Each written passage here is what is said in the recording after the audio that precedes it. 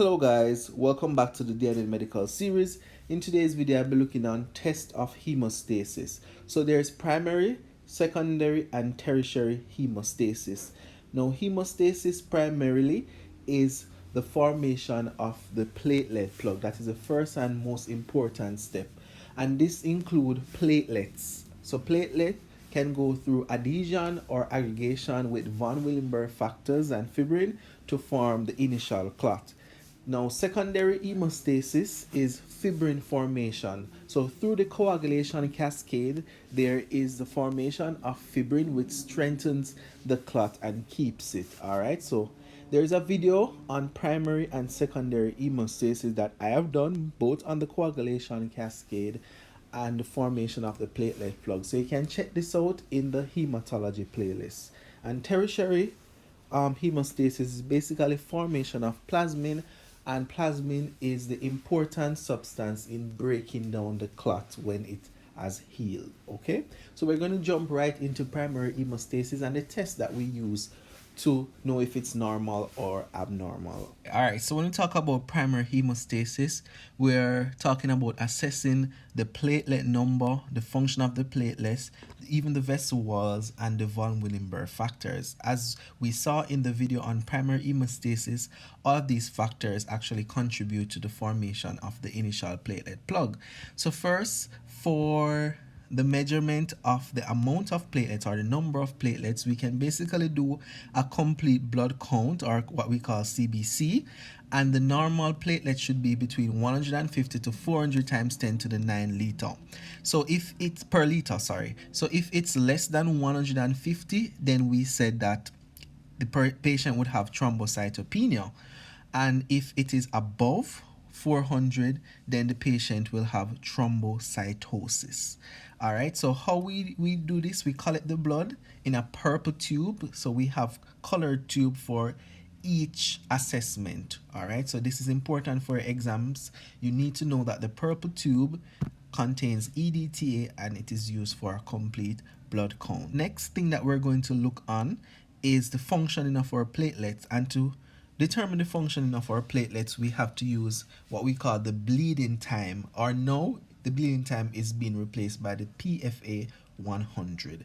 All right, so the normal bleeding time is 2 to 9 minutes. So what they do is that they basically use the blood pressure machine, right? They're going to use it and pump it up to 40 mmHg, and then they're going to make an incision in your forearm, and then when they make this incision, they're going to start a stopwatch and then just calculate the time it takes for you to make a clot, or when the bleeding stops. This is very invasive, as you would see, and it's very time consuming and non-specific, so it is slowly being replaced by the PFA 100, which is a new test. So for prolonged bleeding time, so if your bleeding time is greater than normal, so greater than 9 minutes, it means that you have low platelet counts. So that's why we do the complete blood count, to know that it's not the platelet count that is causing the problem. It could be the incision was too large, so it took a longer time for you to actually make the clot. Also, drugs, if you're on aspirin and NSAID, you know that affect your platelet aggregation and may play a role in a prolonged bleeding time. Also, you can have von Willebrand disease, as we saw in primary hemostasis. That disease can affect the von Willebrand factor, which is needed to bind these platelets with fibrin, etc. All right, so that's basically it for primary hemostasis in terms of platelet functioning. Now we're going to look on platelet aggregation. All right, so when we're doing the platelet aggregation tests, it's kind of a more complicated test.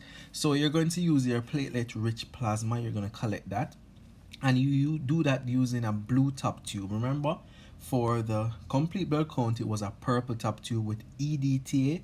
This is a blue top tube containing citrate for your platelet aggregation, because you're collecting your platelet-rich plasma.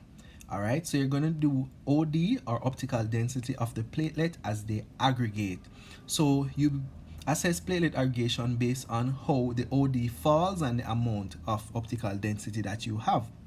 Now, to do this test, you use aggregant such as ADP, adrenaline, ristocetin, as well as collagen sometimes, or arachidonic acid. Alright, so we're focusing our attention now on secondary hemostasis. Now, secondary hemostasis, as we said, was the coagulation cascade. Alright, so if you don't understand this topic, there is a video for it, guys. Please check it out. So you use the blue tube also to measure secondary hemostasis, and we said for platelet aggregation. And if you want to assess the platelet quantity, we would use the CBC with the purple EDTA. I'm stressing these because it's very important for you to know. PTT assesses the clotting time without thromboplastin. Now, thromboplastin is used when assessing PT. So the reagent for this, you should know them. It's platelet poor plasma, or PPP, kaolin, phospholipids, and calcium chloride. Now, usually what you do is you centrifuge the plasma to get platelet poor plasma, and then you're going to add the kaolin, phospholipid, and calcium carbonate, put it in a warm bath at 37 degrees Celsius, and measure the time. Alright, so for your PTT, it isn't necessary for you to swat what the normal value should be.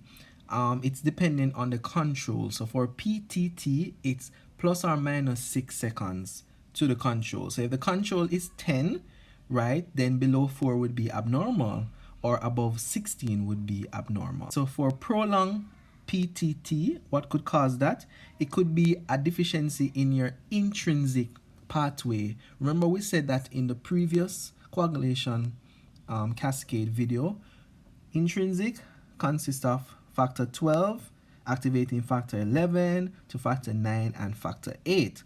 So it may be a deficiency in one of these factors. So it can be von Willebrand disease, which affects factor 8. It could be hemophilia A, which affect 8, or hemophilia B, which affect 9.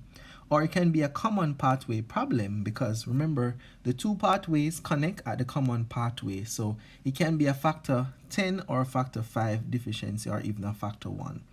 Heparin is a drug. It can affect coagulation as well, and heparin affects the intrinsic pathway, and warfarin affects the extrinsic pathway. We'll get to that soon. And DIC is a systemic problem that affects your clotting. And liver disease, the liver is an organ creating a lot of proteins, and it is responsible for making these, what we say, coagulation factors. So for a shortened PTT time, which is not so common, could be a factor 8 overproduction, or factor 2, or it could be just sampling errors. So I forgot to mention that the PTT time is the partial thromboplastin time. So the PT time now is the prothrombin time. So with PT, it uses thromboplastin. As we saw in PTT, it was without thromboplastin. There's also another reagent, kaolin, that is not used to assess the PT time. Alright, so those are some differences in terms of reagent that you may get tested on. So please know them. So the PT assesses the extrinsic pathway and the common pathway. Remember, the PTT was for what? The intrinsic pathway and the common pathway. So the extrinsic pathway, if you watch the coagulation cascade video, is where 7 activates tissue factor, and then that goes to 10, 5, 2, and 1 activation. So similar to the PTT, we use a control to determine what is normal from abnormal. All right, so this time is not plus 6 for the PTT, it's plus 4 that is used. Okay, so what could have caused a prolonged PT time? So vitamin K deficiency factors such as factor 2, factor 7, factor 9, or factor 10. Also remember, we said that heparin affects the intrinsic pathway, or the PTT time. Warfarin affects the PT time. So if you're on warfarin, there may be a prolonged PT time. DIC, because it's a systemic condition, it can also affect the PT as well as the PTT. Factor 7 deficiency because that's the main factor in the extrinsic pathway, and also obstructive liver disease. As we said, the liver is known to produce this coagulation factor, so you can have problems. I think that's it for the PT time. Oh, to note as well, if you have prolonged PTT and PT time, it could be a common pathway problem or a systemic problem such as DIC. All right, so the last thing that we're basically looking on now is the TT, or what we call the thrombin time. So this is not difficult to understand. It's basically assessing the fibrinogen functioning, or maybe factor 13 as well. All right, so the reagents are not hard to remember because we're using the same PPP, right, along with thrombin, and TT means thrombin time. So no rocket science here. Normally, it's a control plus or minus 2 this time. So as we can see, there's a trend, right? So for the TT is plus 2, PT plus 4, and you're adding another letter, PTT. So that's plus 6. So the one with the most letter is plus 6. And PT plus 4, TT plus 2.